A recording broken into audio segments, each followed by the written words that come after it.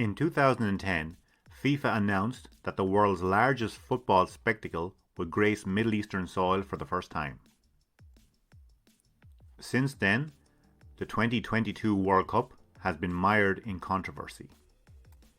From bribery allegations and human rights abuses to budgetary concerns, the tournament has prompted many to criticise FIFA for rewarding problematic behaviour.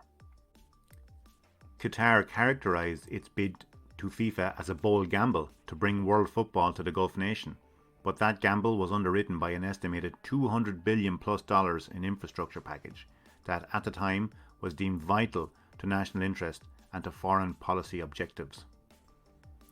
A bit earlier, in 2008, Qatar had announced its Qatar National Vision Project, which aimed to build the country into an advanced society capable of sustaining its development and providing a high standard of living for its people. One of the main foundations for this will be sports. From there, the country made successful bids to host both the 2011 AFC Asian Cup and the Arab Games. It also made its presence felt in European football. Qatar Airways paid $163 million to sponsor FC Barcelona's kits in 2010, and direct investments in Paris Saint-Germain through the Qatari Travel Authority totaled over $1 billion. However, once the dust settled around Qatar's World Cup bid, allegations of financial foul play followed soon thereafter. 2011, former FIFA VP Jack Warner made public emails that claimed Qatar, specifically AFC President Mohammed bin Haman, had bought the rights to win the bid. In 2014, the Sunday Times reported that Mohammed bin Haman made payments totaling $5 million to football officials in return for their support for the Qatar bid. 2019, the Sunday Times reported that FIFA would receive an alleged $880 million in two installment payments from Al Jazeera pending a successful bid. 2020, the US Department of Justice formally accused 3 South American officials of receiving bribes to ensure votes for Qatar. Qatari officials have denied any wrongdoing since the bid was won. In 2014, FIFA, then run by Sepp Blatter, cleared Qatar of the alleged wrongdoings. But in 2015, Blatter resigned from his position amid a formal criminal investigation by Swiss officials into the 2018 and 2022 World Cup bids. When a nation wins a bid to host a major sporting event like the Olympics or World Cup, cost is almost always an issue.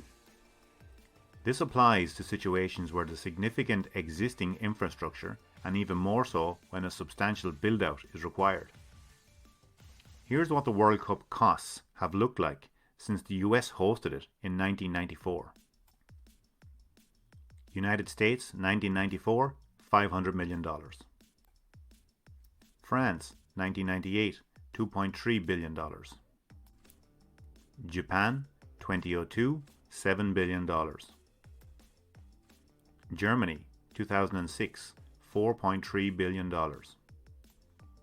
South Africa 2010, $3.6 billion. Brazil 2014, $15 billion.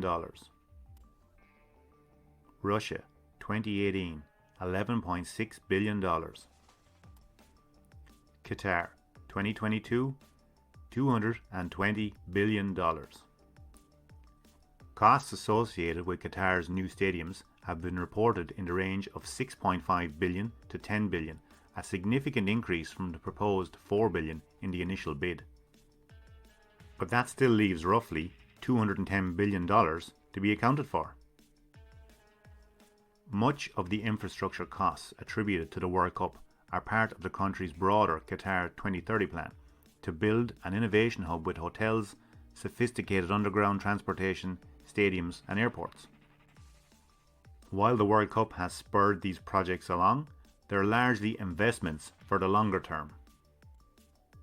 Many of Qatar's most talented citizens in the sports and tech industries make their way to the United States and larger European cities like London. Qatar is actively working to combat this by building world-class facilities at home. The World Cup is a means of promoting them. Then there's the labour concerns. For years, Qatar has been accused of human rights violations surrounding its efforts to build the requisite infrastructure to host the World Cup. According to human rights group Amnesty International, there are 1.7 million migrant workers in the country, accounting for over 90% of the workforce in a population of 2.9 million. Since the beginning of construction, there have been calls for improved conditions for both domestic and foreign labourers. As early as 2013, Amnesty International called for investigations. The kafala system, which ties migrant workers to a specific employer or sponsor who then monitors them and is usually responsible for their visa and legal status, has been open to systemic abuse and created untenable working conditions for more than 1 million migrant workers. Since 2017, the government has passed new legislation aimed at benefiting migrant workers and introduced a law for domestic workers that set up labour dispute committees and established a workers' support and insurance fund.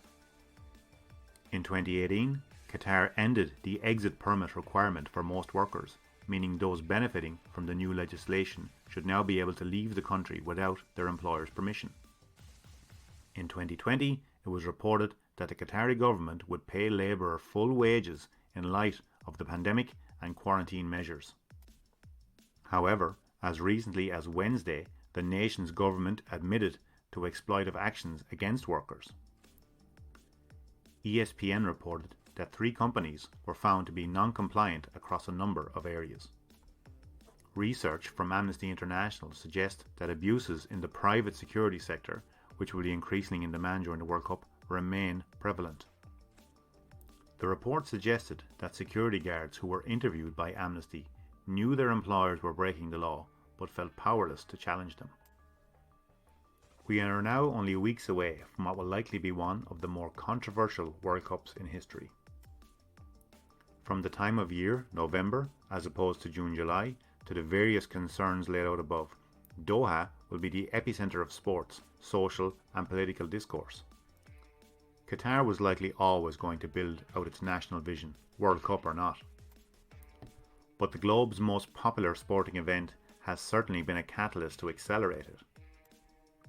During a visit, you can see just how this wealth is being spent.